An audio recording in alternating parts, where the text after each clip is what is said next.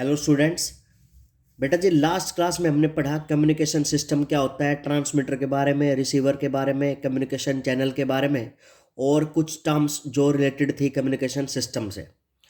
अगला जो हमारा टॉपिक आता है वो ये है कि मॉड्यूलेशन क्या होता है और हमें किसी भी सिग्नल को मॉड्यूलेट करने की ज़रूरत क्यों होती है किसी कम्युनिकेशन सिस्टम में। देखिए, कल भी मैंने आपको बताया था कि जो हमारे ऑडियो सिग्नल होते हैं ना भाई, उनकी फ्रीक्वेंसी बहुत ज़्यादा कम होती है और उनको हम लॉन्ग डिस्टेंस पे जो है उनको ट्रांसमिट नहीं कर सकते। इसलिए एक लो फ्रीक्वेंसी ऑडियो सिग्नल को एक हाई फ्रीक्वेंसी कैरियर वेव के साथ सुपर इम्पोज करा दिया जाता है। ठीक है जी। एक लो फ्रीक्वेंसी ऑडियो सिग्नल को एक हाई फ्रीक्वेंसी कैरियर वेव के साथ क्या किया जाता है, सुपर इम्पोज किया जाता है, ताकि उसको लॉन्ग डिस्टेंस तक हम क्या कर सकें, उसको हम ट्रांसमिट कर सकें। इसीलिए मॉड्यूलेशन किया जाता है। यही जो प्रोसेस होता है क्या, सुपर इम्पोजिंग करने का, लो फ्रीक्वेंसी ऑडियो सिग्नल को एक हाई फ्रीक्वेंसी कैरियर वेव के साथ सुपर इम्पोज करने वाले प्रोसेस को ही हम क्या कहते हैं बेटा जी, मॉड्यूलेशन कहते हैं। अच्छा जी, मॉड्यूलेशन करने की ज़रूरत पड़ी, इसके पीछे और एक दो रीज़न क्या है बेटा। सबसे पहले रीज़न है हमारे पास एंटीना की लेंथ। देखिए, हम जब भी कोई सिग्नल ट्रांसमिट करते हैं तो उसके लिए हमें एंटीना का यूज़ करना पड़ता है सिग्नल को ट्रांसमिट करने के लिए। एक साइंटिस्ट है, कौन, जिनका नाम है मार्कोनी। मार्कोनी के अकॉर्डिंग अगर आपको एक सिग्नल को सुटेबली इफेक्टिवली ट्रांसमिट करना है तो उसके लिए जो एंटीना की हाइट है ना बेटा, वो कम से कम लैम्बडा अपॉन 4 होनी चाहिए। लैम्बडा वो है कि जो सिग्नल आप भेज रहे हो उसकी वेवलेंथ है हमारी क्या, लैम्बडा। फॉर एग्जाम्पल, मान लीजिए आप एक ऑडियो सिग्नल भेजना चाहते हो जिसकी फ्रीक्वेंसी कितनी है भाई, 15 किलो हर्ट्ज है। तो मार्कोनी के अकॉर्डिंग तो हाइट कितनी होनी चाहिए, एंटीना की height should be equal to lambda upon 4। अगर 15 किलो हर्ट्ज फ्रीक्वेंसी है तो उसके कम कोरस्पॉन्डिंग जो वेवलेंथ हो गई वो हमारे पास कितनी हो जाएगी भाई, सी बाय न्यू हो गई हमारी। और तो 1/4 of C by nu calculate करेंगे तो 5 किलोमीटर आ रहा है। यानी कि 15 किलो हर्ट्ज का अगर हमें सिग्नल ट्रांसमिट करना है इफेक्टिवली तो उसके लिए हमारी एंटीना की हाइट भाई 5 किलोमीटर होती है। 5 किलोमीटर बहुत ज़्यादा है, जो कि जो है पॉसिबल नहीं है हमारा। ठीक है, ऐसा करना ठीक नहीं है क्योंकि बहुत ज़्यादा हाइट हो जाती है। लेकिन अगर मान लीजिए हम इसी सिग्नल को किसी हाई फ्रीक्वेंसी कैरियर वेव के साथ सुपर इम्पोज करा के, यानी कि उसका मॉड्यूलेशन करवा देते हैं और इसकी फ्रीक्वेंसी हमने बढ़ाकर कर दी कितनी बेटा जी, 1 मेगाहर्ट्ज।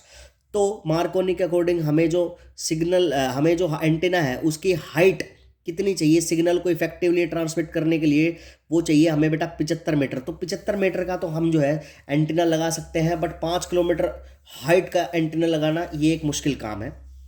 इसीलिए हम जो लो फ्रीक्वेंसी की वेव्स है उनको ट्रांसमिट करने के लिए क्या चाहिए, हमें हाई फ्रीक्वेंसी कैरियर वेव के साथ उनको सुपर इम्पोज किया जाता है, ताकि जो हाइट ऑफ एंटीना है वो हमारी कैसी रहे, प्रैक्टिकल रहे। ठीक है, ऐसा नहीं है 5-5 किलोमीटर हाइट का एंटीना लगाना, ये प्रैक्टिकली फिजिबल नहीं है। ठीक है। दूसरा ये बात है कि बेटा, सेकंड जो हमारे पास पॉइंट है वो है effective power radiated by the antenna. कहता है क्या, एक फॉर्मूला आपको यहाँ से याद करना पड़ेगा कि अगर कोई भी एंटीना है वो पावर कितनी रेडिएट करता है, जो सिग्नल है कितने पावर उसकी रेडिएट करता है, उसका फॉर्मूला होता है P = 6d² divide by lambda.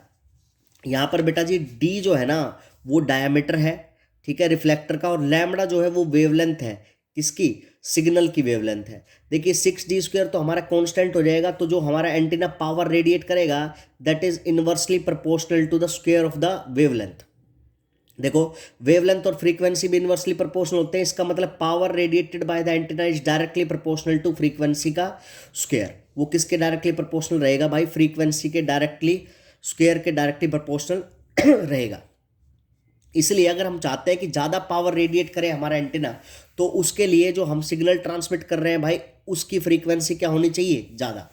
तो फ्रीक्वेंसी ज़्यादा करने के लिए उसी लो फ्रीक्वेंसी वाले सिग्नल को एक हाई फ्रीक्वेंसी कैरियर वेव के साथ क्या किया जाता है भाई, सुपर इम्पोज किया जाता है। यानी कि उस सिग्नल का क्या किया जाता है, मॉड्यूलेशन किया जाता है।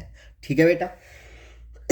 देखिए, अब जो हमारे पास मॉड्यूलेशन होता है वो कई तरह का होता है। मॉड्यूलेशन करने कई तरीके से कर सकते हैं, जैसे कि एक होता है हमारा बेटा जी एम्पलीट्यूड मॉड्यूलेशन, दूसरा होता है हमारा फ्रीक्वेंसी मॉड्यूलेशन, और तीसरा होता है वो होता है फेज मॉड्यूलेशन। वो क्या होता है हमारे पास, फेज मॉड्यूलेशन। तो हमारे सिलेबस में ये दो नहीं है, हम सिर्फ पढ़ेंगे क्या, एम्पलीट्यूड मॉड्यूलेशन। तो बेटा जी नेक्स्ट टॉपिक जो आता है हमारा वो है एम्पलीट्यूड मॉड्यूलेशन। देखिए एम्पलीट्यूड मॉड्यूलेशन क्या होता है ये समझने से पहले आपको एक बात समझनी पड़ेगी कि कोई भी अगर साइन वेव है हमारी, साइनोसॉइडल वेव है अगर हमारी, तो उसकी इक्वेशन क्या होती है, उसकी इक्वेशन होती है बेटा जी y is equal to A sine omega into T. किसी भी साइनोसॉइडल वेव की जो इक्वेशन होती है वो होती है y equal to A sine omega T. इसमें y उसका डिस्प्लेसमेंट होता है, a जो होता है बेटा जी वो एम्पलीट्यूड होता है, और जो यहाँ पर ये ओमेगा है ये उस वेव की, उस सिग्नल की ये क्या होती है, ओमेगा बेटा जी फ्रीक्वेंसी होती है। ओमेगा को बोलते हैं एंगुलर फ्रीक्वेंसी, ठीक है, फ्रीक्वेंसी। ओमेगा जो होता है वो किसके बराबर होता है, वो होता है बेटा 2 पाई एफ के बराबर, और जो एफ होता है इसको हम बोलते हैं उसकी फ्रीक्वेंसी, ठीक है। तो कोई भी साइनोसॉइडल वेव है, भले ही वो कोई सिग्नल भी हो सकता है, उसमें जो उसका वेव डिस्प्लेसमेंट होता है y इक्वल टू होता है ए साइन ओमेगा टी। किसी भी साइनोसॉइडल वेव को लिखने के लिए हमें ये दो चीज़ें कम से कम पता होनी चाहिए, एक तो उसका एम्पलीट्यूड और दूसरी उसकी फ्रीक्वेंसी, ठीक है जी। ये ओमेगा जो होता है वो एंगुलर फ्रीक्वेंसी होता है, उसको 2 पाई एफ से लिखते हैं। एफ जो होता है वो फ्रीक्वेंसी होती है, फ्रीक्वेंसी हमें पता है 1 टाइम पीरियड भी होता है, तो हम ओमेगा को 2 पाई बाई टी भी लिख सकते हैं, ठीक है। अब सर एम्पलीट्यूड मॉड्यूलेशन क्या होता है, देखिए एम्पलीट्यूड मॉड्यूलेशन में भी यही होगा कि एक जो हमारे पास लो फ्रीक्वेंसी का सिग्नल होगा उसको हम हाई फ्रीक्वेंसी की कैरियर वेव के साथ क्या करेंगे, सुपर इम्पोज करेंगे। लेकिन सुपर इम्पोज करने के बाद होगा क्या, देखिए the phenomena of super imposing of low frequency audio signal on high frequency carrier wave such that, किस तरह से सुपर इम्पोज कराएंगे कि ताकि the amplitude of the carrier wave changes in accordance with the modulating signal. मतलब कि जो हमारी कैरियर वेव है ना उसकी फ्रीक्वेंसी तो सेम रहेगी, लेकिन उस कैरियर वेव का जो एम्पलीट्यूड है ना बेटा वो चेंज होगा, किसके हिसाब से, जो हमारा ऑडियो सिग्नल है जिसको हम मॉड्यूलेटिंग सिग्नल भी कहते हैं, उसकी फ्रीक्वेंसी के अकॉर्डिंग हमारी कैरियर वेव का एम्पलीट्यूड चेंज होगा। तो उसको हम कहते हैं क्या, एम्पलीट्यूड मॉड्यूलेशन, ठीक है जी। तो जो हमारे पास सबसे पहले क्या है, ये मान लीजिए हमारे पास कोई मॉड्यूलेटिंग सिग्नल है, देखिए फ्रीक्वेंसी क्या होती है, नंबर ऑफ साइकिल पर सेकंड। तो देखो इसके अंदर कम साइकिल बन रही है, यानी कि इसकी फ्रीक्वेंसी क्या है, कम है।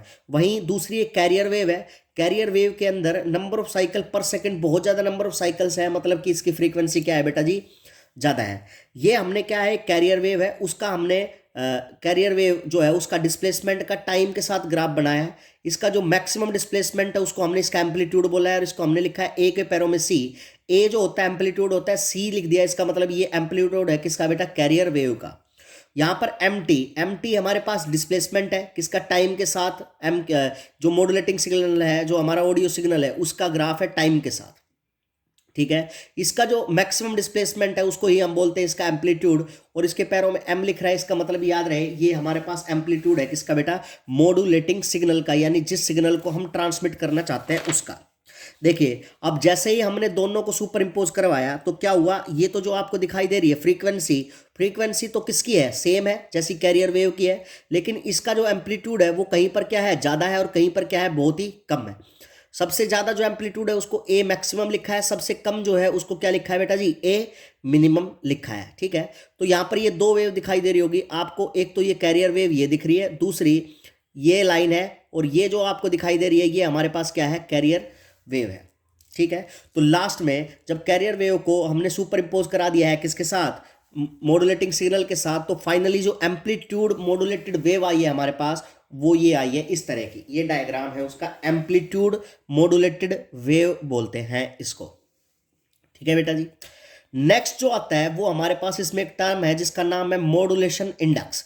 मॉड्यूलेशन इंडेक्स क्या है, देखिए मॉड्यूलेशन इंडेक्स जो है ना वो रेशो होता है किसका, जो हमारे पास मैसेज है उसका एम्पलीट्यूड, यानी कि जो हमारे पास मॉड्यूलेटिंग सिग्नल है जिसको मॉड्यूलेट करना है उसका एम्पलीट्यूड डिवाइड बाय जो कैरियर वेव है उसका एम्पलीट्यूड, दोनों का रेशो ही क्या कहलाता है हमारे पास बेटा जी, वो कहलाता है हमारे पास मॉड्यूलेशन इंडेक्स।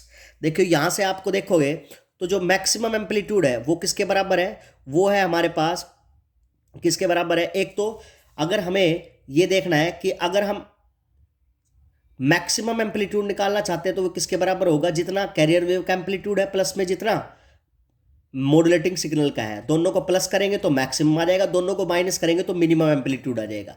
ठीक है, अगर दोनों इक्वेशन को ऐड कर दे तो ए एम से ए एम कैंसिल हो जाएगा बेटा। यहां से हमारे पास एम्पलीट्यूड ऑफ कैरियर वेव का फॉर्मूला आ गया, maximum amplitude plus minimum amplitude divide by 2। अगर इन दोनों को माइनस करेंगे तो हमारे पास बेटा ए एम आ जाएगा, यानी कि जो मॉड्यूलेटिंग सिग्नल है उसका एम्पलीट्यूड आ जाएगा कितना, A maximum amplitude minus minimum amplitude divide by 2। बेटा देखो हमें पता है मॉड्यूलेशन इंडेक्स का फॉर्मूला क्या होता है, amplitude of modulated wave divide by amplitude of carrier wave. अब देखो मेरे पास AC भी आ गया है, AM भी आ गया है, तो क्या करेंगे, AM को अगर मैं AC से क्या कर देता हूं, डिवाइड कर देता हूं, तो ये मेरे पास आ जाता है किसका फॉर्मूला बेटा जी, मॉड्यूलेशन इंडेक्स का फॉर्मूला।